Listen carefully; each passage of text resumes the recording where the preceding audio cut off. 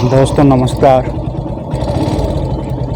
आज नई video start होने जा रही है। अभी मैं बहुत ही खतरनाक जगह पे हूँ। रात के करीबन 11:30 हो चुका है।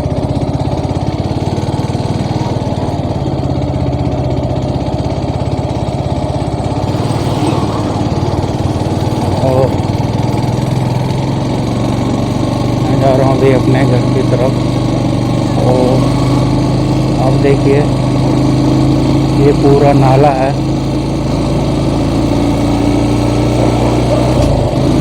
अगर आप रात को कभी भी ट्रैवल करते हैं तो आपको बहुत सारी चीज़ों को ध्यान में रख के चलना पड़ता है। रात को सबसे ज़्यादा तो लोग और ड्रिंक करके जो है सबसे ज़्यादा ड्रिंक और ड्राइव करते हैं। उनको पता ही नहीं होता है कि वो कहाँ जा रहे हैं, क्या कर रहे हैं। कुछ लोग शौक के तौर पर रात को राइडिंग के लिए निकलते हैं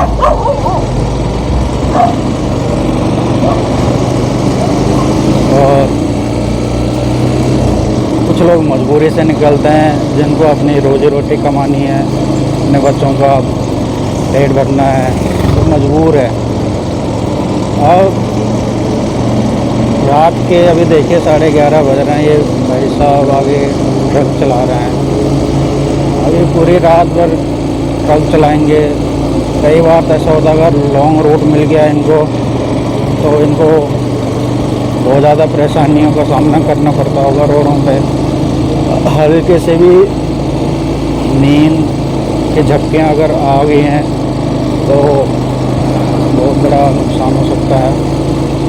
रोड पर ख़ास तौर पे हर एक चीज़ को बड़े ध्यान में रख के चलना पड़ता है। ये देखिए ये इतनी खतरनाक रोड है। ये पूरा नाला है। सबसे ज़्यादा जो रात को खतरा रहता है वो सबसे ज़्यादा खतरा रहता है। देखिए अभी हमें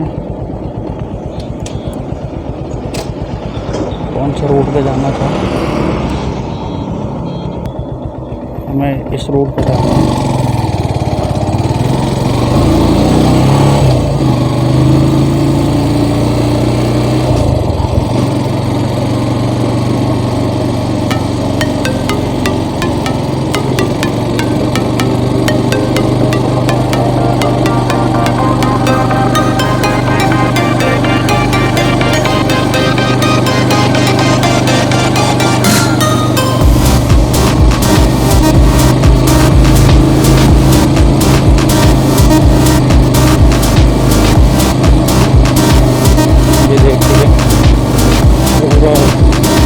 सुनसान इलाका है ये।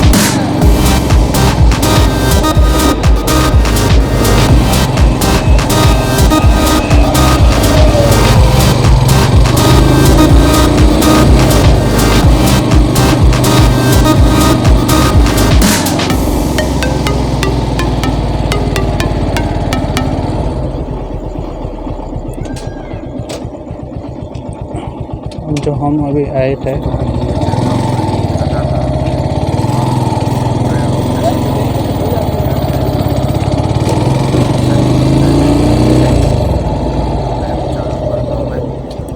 गूगल में सर्च करके देखते हैं।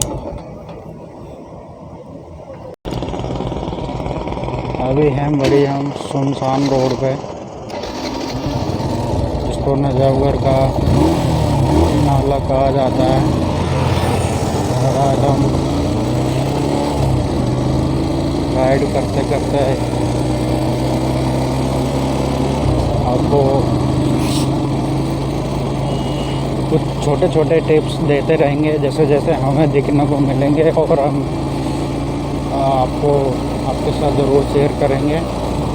तो घड़ी में बज चुके हैं 11:45 और हम हैं अभी नजफगढ़ नाला रोड पे। तो अगर आप इस रोड पे रात को ट्रेवल कर रहे हैं रात के 12 बजे के बाद। तो सबसे मेन चीज़ है तो भैया सेफ्टी। यहाँ पे ड्राइविंग और सेफ्टी इतना इम्पोर्टेंट नहीं है जितना कि स्नैचिंग, चोरियाँ, डकैतियाँ, लूटमार की वारदातें इन जैसे जगहों पर बहुत देखने को मिलती हैं। अपना सावधानी और सतर्क रहें। और आप कि रोड पे कोई भी आपको मिलता है या कुछ भी ऐसी बात करता है तो कृपया करके उससे बिल्कुल ही बात ना करें, ना रिस्क लें। क्योंकि अगर आप थोड़ा भी रिस्क लेते हैं तो शायद, अब हम यहाँ विकासपुरी रोड पर टर्न कर चुके हैं क्योंकि रात को उस रोड पर जाना ठीक नहीं है, बहुत बड़ा रिस्क है। और अपना अंदर अपार्टमेंट्स है, आप सेफ्टी से जा सकते हैं। ये देखिए रात को ये विकासपुरी है माता डेयरी। अगर आप विकासपुरी कभी आना चाहते हो तो यहाँ बहुत अच्छी जगह है घूमने के लिए, पीवीआर की साइड को। और आप घर लेने की सोच रहे हैं तो जन्नत समझो। यहाँ पे फ्लैट जिसके पास हैं वो तो किस्मत वाले हैं ही, और जो ले रहे हैं वो तो बहुत ही बड़ी गॉड कृपा है उन पे। हमारे जैसे गरीब इंसान तो सोच भी नहीं सकता है। और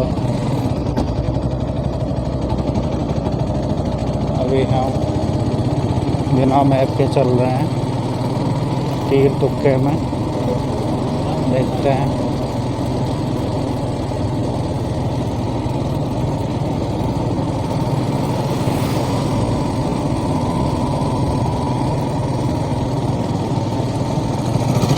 दोस्तों, यदि आप भी रात को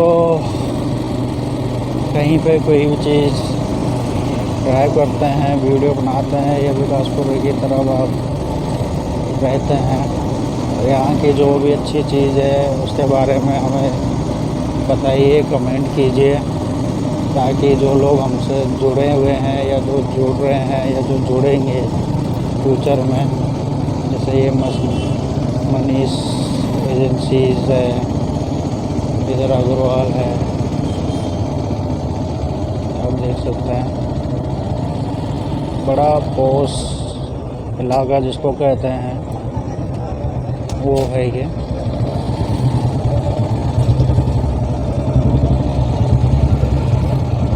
विकासपुरी का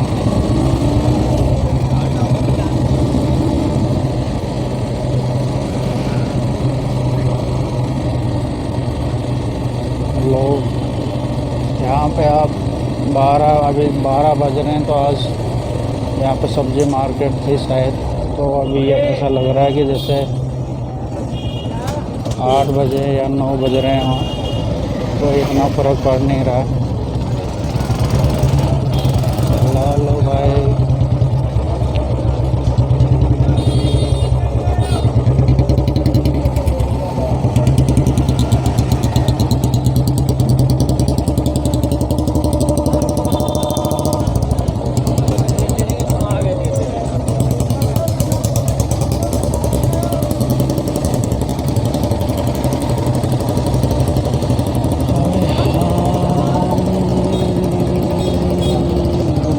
की तरफ नहीं जाएंगे, हम जाएंगे उत्तम नगर की तरफ।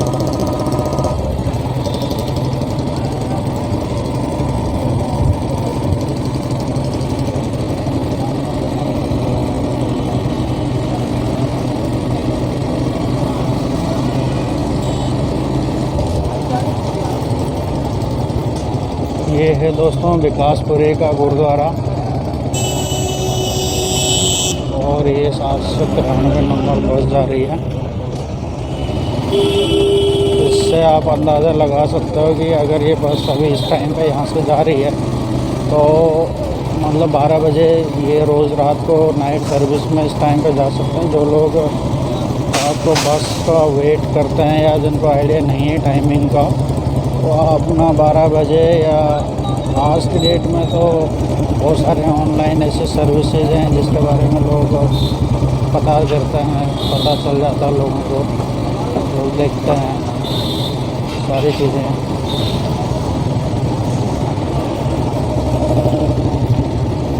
और यदि आप विकासपुरी में हैं, यहाँ पे मैं एक ही सबसे जो बेहतरीन चीज़ है जो कि मैं 2011 में एक बार मैंने यहाँ पे दोस्त के साथ खाया था, वो था यहाँ पे ऑमलेट।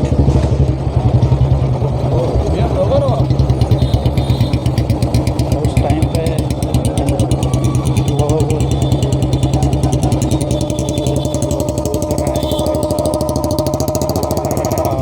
लोग बनाते हो, सारी चीज़ें लोग देखते हैं। तो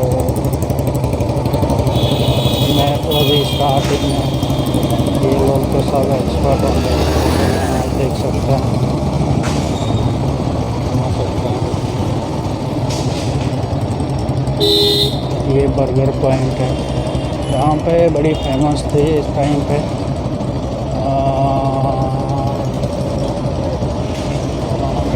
ऑमलेट वाला भी मुझे दिखाई नहीं दे रहा है, अगर मुझे दिखाई देगा तो मैं ज़रूर एक बार इससे मिलने की कोशिश करूँगा आपको शायद, क्योंकि जब मैं 2011-12 में जब जॉब करता था तो मैं फील्ड के ही करता था। उस टाइम पर तो उसको बाइक कुछ होती नहीं थी, और ऐसे ही बस टेम्पो जो मिल जाता था हम लोग उसमें ट्रैवल करता था। अभी हमें वो मिली नहीं शॉप, फिर कभी इस साइड को आना हुआ तो ज़रूर आपसे शेयर करूँगा। अभी हो चुकी है रेड लाइट,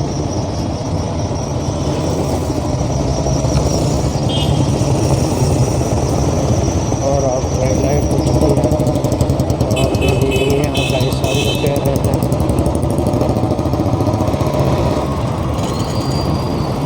दोस्तों ट्रैफिक नियमों का ज़रूर पालन करें, क्योंकि रात को लोग बड़ा डील छोड़ देते हैं कि यार रात को कोई कुछ ज़्यादा फोकस करते नहीं हैं, सीरियसली लेते नहीं हैं। लेकिन सबसे ज़्यादा जो सर्वे भी बताता है या हमारा उसमें यही है कि जो सबसे ज़्यादा एक्सीडेंट जो हुए हैं वो रेड लाइटों को क्रॉस करने की वजह से ही हुए हैं। तो अगर आप कहीं पे भी किसी भी जगह में अगर आपको लाइट हो रखी हो तो कृपया सावधानी पूर्वक उसका ध्यान दें, उसका पालन करें, और रोड पे बिल्कुल उसको क्रॉस ना करें, क्योंकि भैया ज़िंदगी है तो सब कुछ है, और एक पल में रोड पे कुछ भी हो सकता है। अब हम आ रहे हैं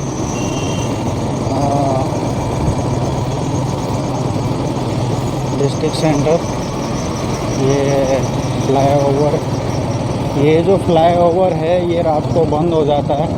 अगर आप जनकपुरी से हो, आपको पीतमपुरा जाना है, आपको रोहिणी जाना है और आपको फ्लाईओवर के ऊपर से जाना है तो उसको बंद कर दिया जाता है सेफ्टी रीज़न की वजह से, क्योंकि रात को लोग ड्रिंकिंग ड्राइव सबसे ज़्यादा करते हैं। तो इस वजह से बिल्कुल ट्रैफिक वाले उनको उस रूट को बिल्कुल बंद कर देते हैं, और बड़ी सख्ताई भी है कई जगहों पे, तो कृपया ध्यान दें।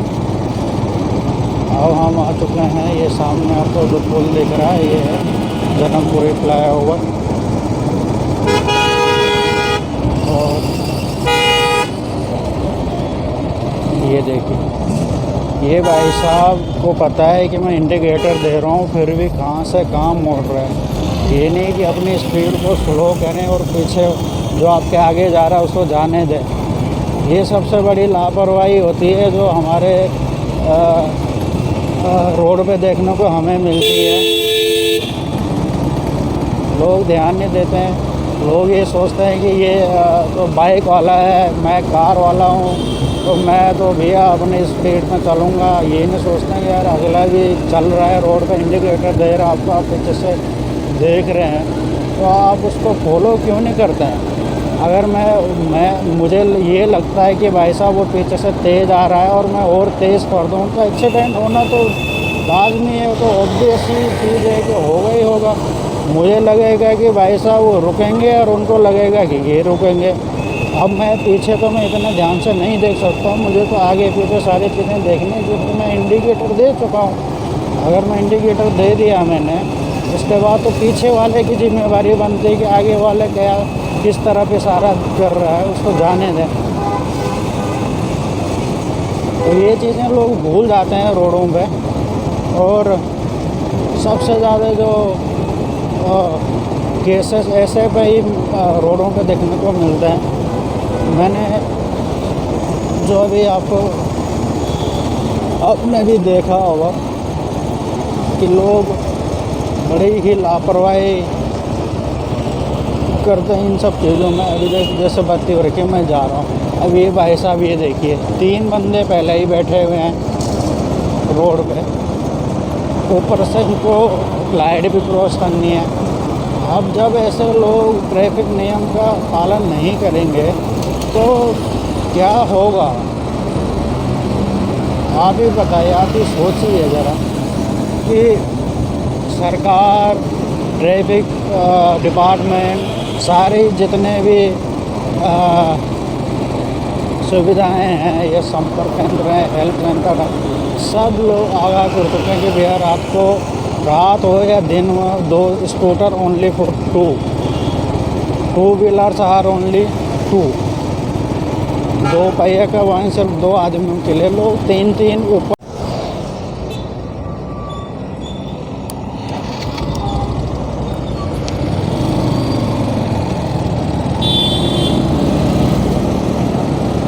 दोस्तों थोड़ा सा डिस्क स्पेस फुल हो गया था और एकदम से वीडियो कट हो गई। मैंने देखा ये भी रिकॉर्डिंग हो ही नहीं रही है। अब हम जा रहे हैं, ये देखिए अभी आपने पीछे से यदि आवाज़ सुनी होगी तो कैसे लोग शराब पी के चिल्लाते रहते हैं रोडों पे। उनको कुछ पता नहीं होता है कि कितने नुकसान होता है ड्राइव करने वालों को, कितना रिस्क वाला काम वो करते हैं।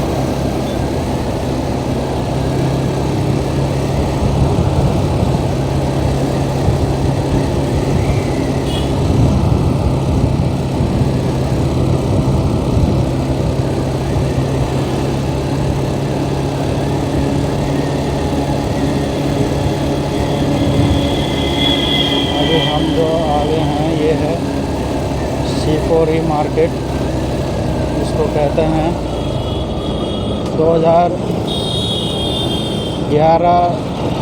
2012 और 13-14 में मैं इधर ही रहता था जनकपुरी में। अभी देखिए येलो हो रही तो बड़ी सावधानी से चलना पड़ेगा। उसको मैंने बाबड़ी मोड़ में 3-4 साल गुजारे हैं। सबसे पहले जब मैंने कमरा लिया था तो स्टार्टिंग में बाबड़ी मोड़ पे ही मैंने एक रूम, छोटा सा रूम का सेट लिया था, जो कि 2012 में उसका किराया था 2500 रुपये। तो 2500 रुपये से मैंने अपना जो स्टार्टिंग था अकेले रहने की जर्नी वो शुरू की थी। और अभी 2022 आ चुका है। 3-10 सालों में बहुत सी चीज़ें सामने आई हैं लाइफ में, उतार चढ़ाव आते रहते हैं। वो तो लाइफ पार्ट ऑफ लाइफ है। ये सीतापुरी है, सीतापुरी में ही मैं रहता था और अब आ चुके हैं हम बाबड़ी फ्लाईओवर पे, जो कि उस टाइम पे ये पुल कुछ नहीं था, बड़ी नीचे रोड ही थी और इतना जाम लगता था। अगर इस टाइम भी आप उस टाइम पे अगर आते, या जिन लोगों को पता हो, जो लोग यहाँ आसपास रहते हैं, तो उस टाइम पे भी यहाँ इतना तगड़ा जाम लगता था कि इंसान बड़ा परेशान रहता था। हम ऑफिस से आते थे, मैं और मेरे दोस्त आते थे, हम बाइक से ही आते थे और सबसे पहले जो मैंने बाइक चलानी स्टार्ट की थी, मैंने यहीं से की थी, इसी रूट पे जनकपुरी से हम राजौरी गार्डन जाते थे। और शाम को मैं कहता था उसको, यार भाई तू थोड़ा सा दिखा दे। तो बहुत अच्छा दोस्त था मेरा वो, अभी भी टच में है, बस बहुत कम बात होती है। तो उसने मुझे सबसे पहले गाइड किया था कि बाइक कैसे चलाते हैं, कैसे किस तरीके से ऑपरेट करते हैं। और मुझे तो बिल्कुल भी आइडिया नहीं था बाइक चलाने का। बहुत पहले थोड़ा बहुत ट्राई करता था गली मोहल्लों में, तो बड़ा झिझक सी रहती थी। और ये जो रोड आप देख रहे हैं, ये बिल्कुल ये वाला रोड तो अभी खुला है 2 सालों में।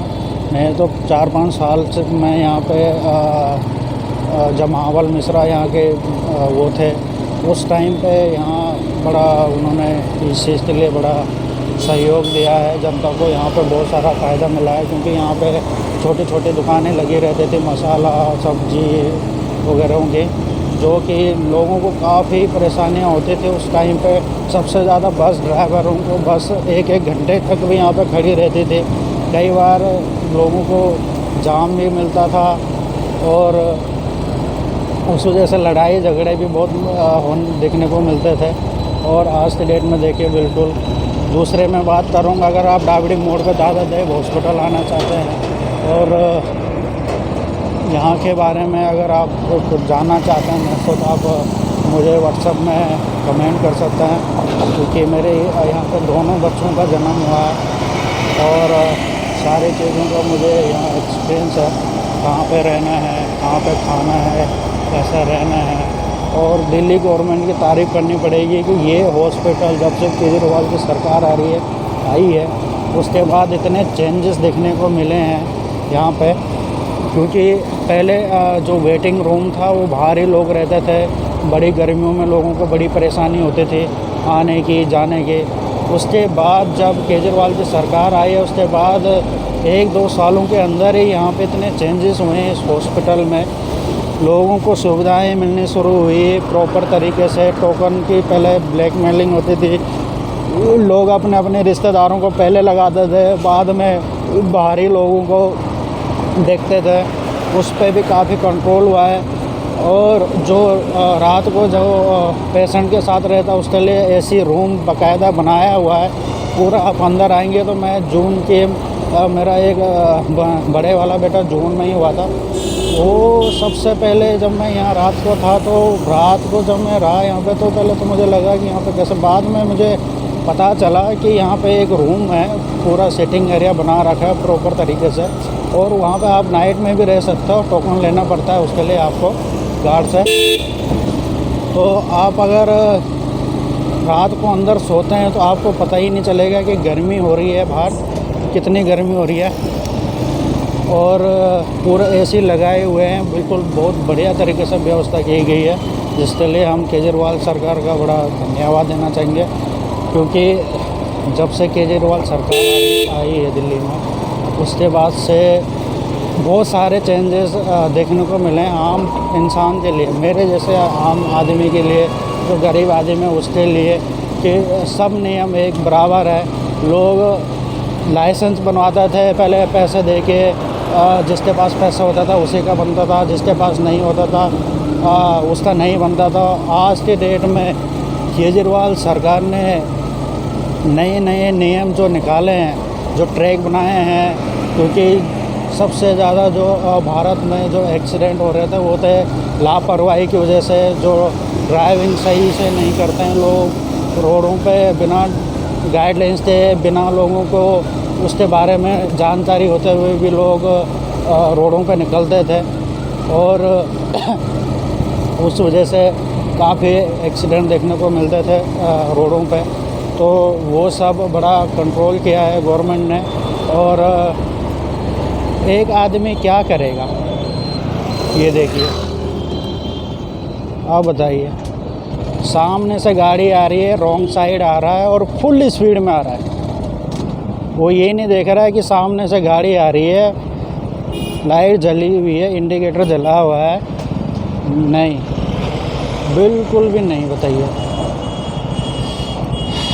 तो दोस्तों ये सब देखने को मिलते हैं रोडों पे। हम ये वीडियो इसलिए भी बनाते हैं कि कोई भी चीज़ ऐसी बात हो जाती है तो लोग कई बार मानते नहीं कि नहीं जी, हाँ जी ये तो आपकी गलती है, हमारी कोई गलती नहीं है इसमें। तो हम लोग वीडियो इसलिए भी बनाते हैं कि भैया अगर कोई गलती हमारी गलती है तो वो नज़र आ जाएगी, और आपकी गलती है तो वो भी नज़र आ जाएगी। अभी यहाँ पे 42 सेकंड दिखा रहा है, तब तक हम इसको पोस्ट कर लेते हैं। तो दोस्तों लाइट हो चुकी है।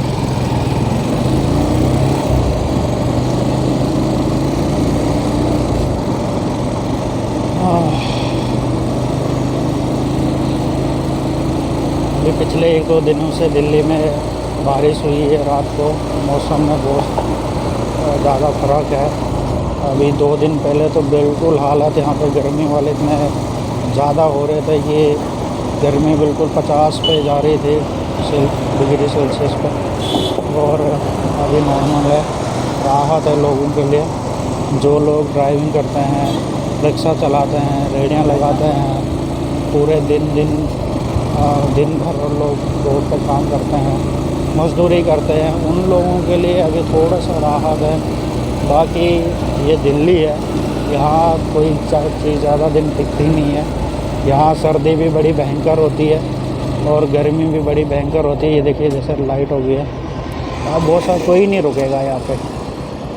ये देखिए, और ये लाइट ऐसी लाइट है, मेरी ज़िंदगी की सबसे ख़राब लाइट मैं इसको बोल सकता हूँ। इसी लाइट पे 2 साल पहले मेरा बहुत बड़ा चालान हुआ था। उस टाइम पे मेरे पास लाइसेंस नहीं था और यहाँ पर ट्रैफिक वालों ने मुझे यहाँ पर पकड़ लिया था। मेरे से इतनी गलती हुई थी कि मैं 2 सेकंड का फ़र्क था, और मुझे लगा 2 सेकंड 1 सेकंड का फ़र्क था, मैंने निकल गया। और यहीं पे एकदम से 2-3 ट्रैफिक वाले निकल को बाहर आए। ये यहाँ पर छिपे रहते हैं, अगर आप इस रेड लाइट पे हो तो बड़ा ध्यान दें, यहाँ पे छिपे रहते हैं। और एकदम से बाहर आए, उन्होंने मेरे से डॉक्यूमेंट कर मांगे, और उस टाइम पे मेरे पास कुछ था नहीं, मैं बड़ी जल्दी में भी था।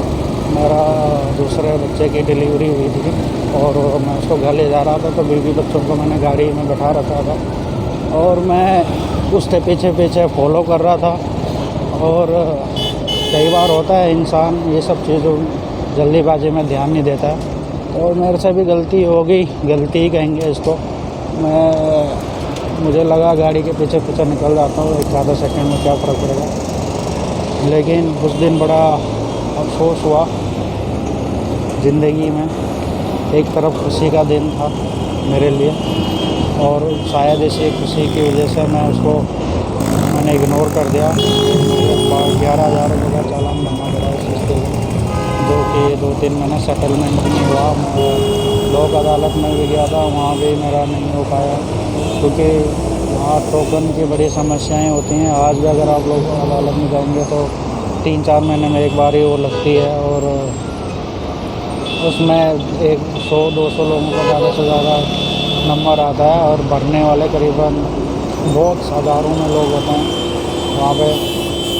अगर कभी उस साइड का रूट होगा तो मैं आपको ज़रूर दिखाने की कोशिश करूँगा। अभी लाइट हो चुकी है।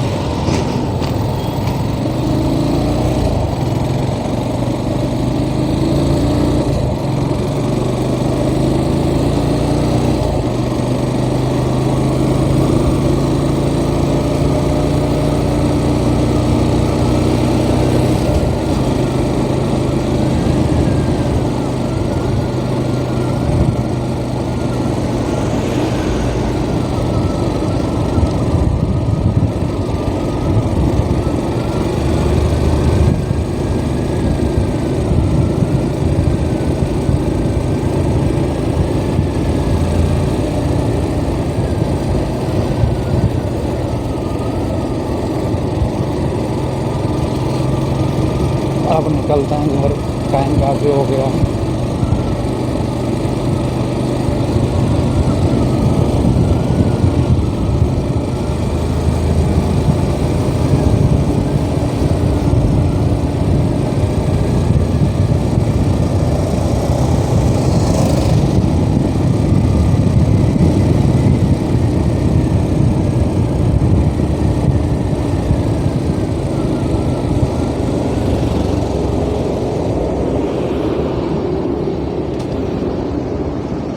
है दिल्ली का राजापुरी जिसको कहते हैं।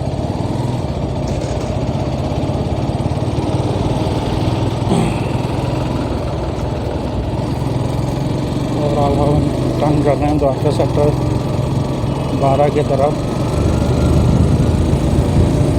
ये देखिए बड़े सुनसान जो रोडें पर लोग निकलते हैं सबसे ज़्यादा।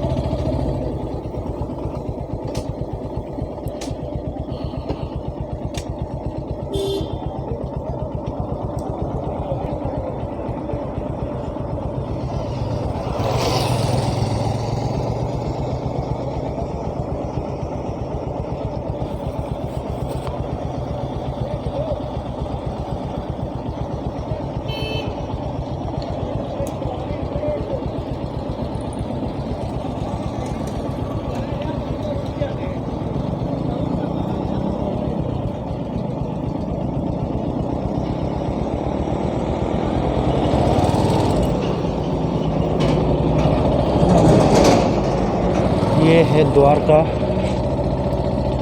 और द्वारका तो बड़ा शांत इलाका जिसको कहा जाता है, बड़ा शांत, नो ट्रैफिक, नो शोर। ये देखिए बिल्कुल रात के 12 बज चुके हैं और अभी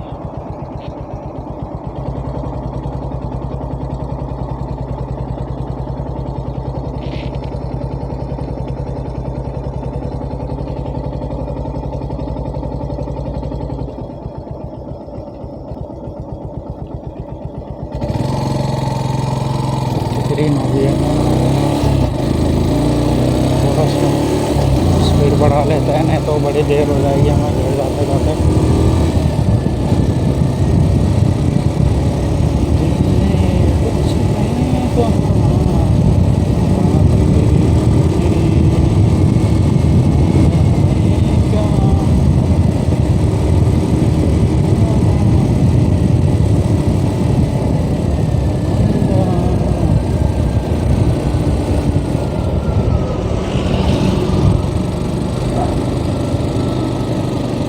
ये है दिल्ली का रामफल चौक, जो कि बड़ा ही फेमस है खाने पीने के मामले में। अगर आप दिल्ली के रामफल चौक में हैं तो आप यहाँ ज़रूर आइए,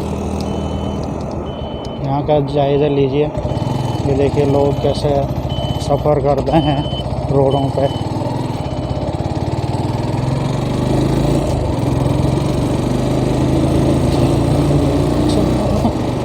और दोस्तों सबसे रात में जो ध्यान देने वाली बात है वो है जो डॉग्स होते हैं रात को एकदम से आ जाते हैं गाड़ी के पीछे। ये देखिए बच्चे कैसे भगा रहे हैं उनको। एक बार मैं जैसे ही आ रहा था तो मैं भी बड़ी एकदम से आए वो मेरे पीछे, वो तो मैं मेरी मुश्किल से समझ गया और ऐसा नहीं हुआ कि उन्होंने काटा मुझे, बट एकदम से आ जाता है जो आदमी खुद ही घबरा जाता है, हड़बड़ाहट कर जाता है। और कई बार उसके आगे पीछे अगर गाड़ी निकल रही होती तो फिर तो उसका रुकना, एक्सीडेंट होना ही है, क्योंकि उस मोमेंट पे वो नहीं उस चीज़ों को संभाल सकता। क्योंकि अगर गाड़ी की स्पीड है और एकदम से कोई सामने आ गया घूमता हुआ तो गाड़ी कंट्रोल करना बहुत ही मुश्किल है।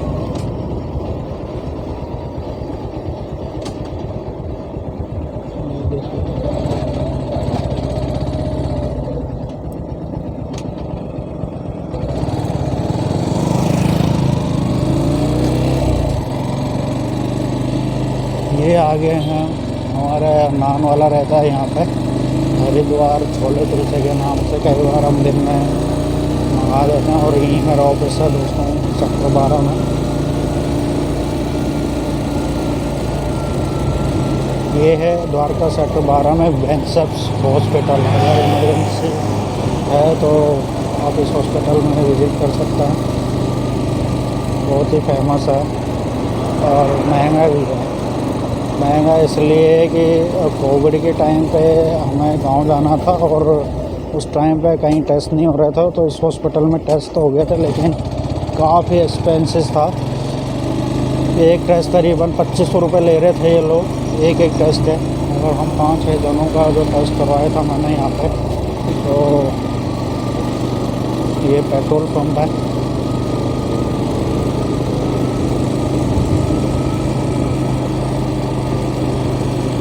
ये है सिटी सेंटर। अगर आप द्वारका सेक्टर 12 में हैं और आप सिटी सेंटर ना आए तो समझो आप ना आए, कोई फायदा नहीं है। बहुत ही काफ़ी फेमस मॉल है।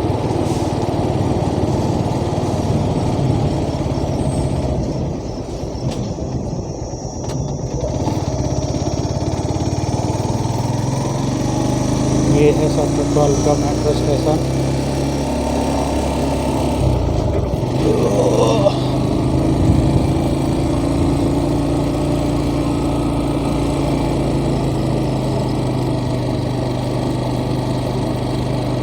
एग्जिट दरवाजे खुले हुए हैं मेट्रो के।